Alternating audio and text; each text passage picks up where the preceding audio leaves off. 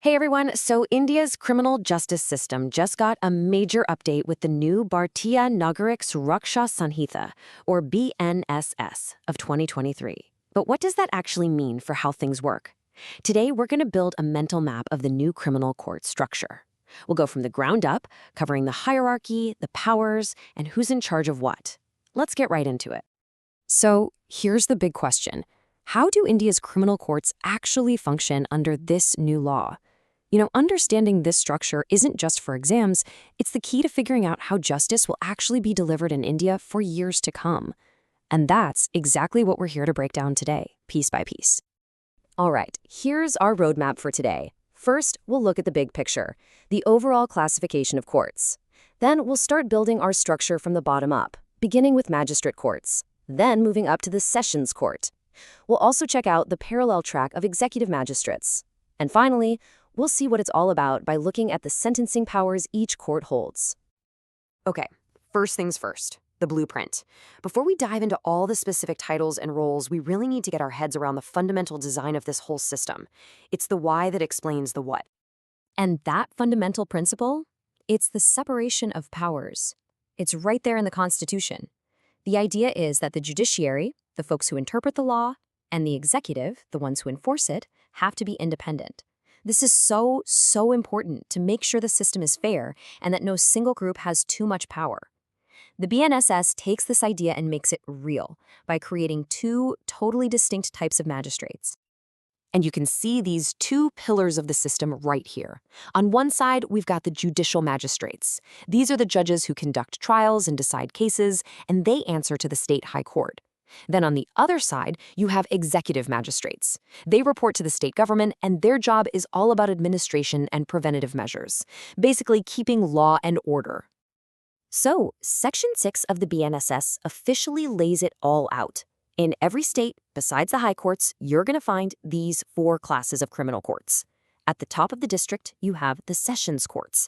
Then you've got two levels of judicial magistrates, first class and second class. And of course, there's that separate category for executive magistrates. This is the basic framework we're about to build on. So let's start building our structure, and we'll begin right at the foundation, the magistrate courts. Honestly, these courts are the real workhorses of the entire justice system.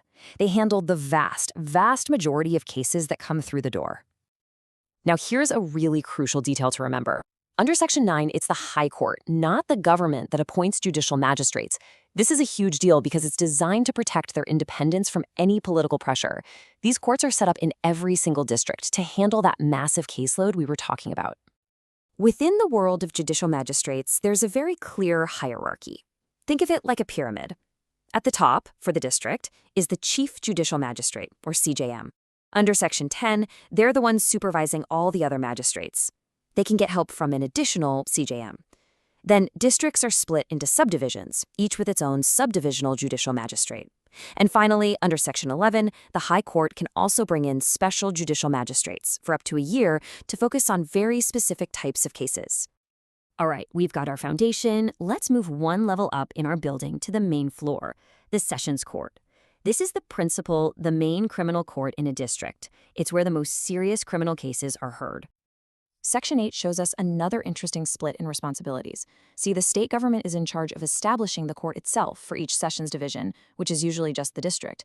But, and this is a big but, the power to appoint the judges, like the main sessions judge and any assistants, belongs only to the High Court. This court has what we call original jurisdiction, meaning it's the first place the most serious crimes are tried. This court is also surprisingly flexible about where it can work. A really famous real-world example of this was the trial for the assassination of Prime Minister Indira Gandhi. For security reasons, the trial was actually held inside Tihar jail. People challenged this, but in the Kehar Singh case, the Supreme Court said it was perfectly fine. This set the precedent that a sessions court can hold its sittings anywhere in its territory, as long as it's for the convenience of everyone involved and they agree to it. Okay, let's switch gears for a second and look at that parallel structure we mentioned earlier. Running alongside the judiciary is this whole administrative wing, led by the executive magistrates. Their main job isn't trying cases. It's all about maintaining public order and preventing trouble. Their structure, which you'll find in Sections 14 and 17, is super straightforward. They're all appointed by the state government. At the top of the pile in each district is the district magistrate, or DM. An additional DM can be appointed to help them out. Then you have subdivisional magistrates, or SDMs, for each subdivision. And the chain of command is crystal clear. Every single executive magistrate reports to the district magistrate. No confusion there. So, we've built the structure, right? We have the foundation and the main floor. But what really defines the authority of each court? Well, it all comes down to their power to hand out sentences. Let's look at the specific tools of justice that each of these courts gets to use. This table right here is pretty much the key to understanding the whole power dynamic. At the very top, a high court can pass any sentence that the law allows. A sessions judge can also pass any sentence, but there's a massive check on their power. If they issue a death sentence, it absolutely must be confirmed by the high court. Stepping down, a chief judicial magistrate can give up to 7 years, a judicial magistrate first class can go up to 3 years and a 50,000 rupee fine, and a second-class magistrate is limited to 1 year and a 10,000 rupee fine. Now, you might have noticed a new option for the magistrates, community service. This is a really interesting addition in the BNSS, and it's formally defined in Section 23. It basically lets courts order someone convicted of a smaller offense to do unpaid work for the community.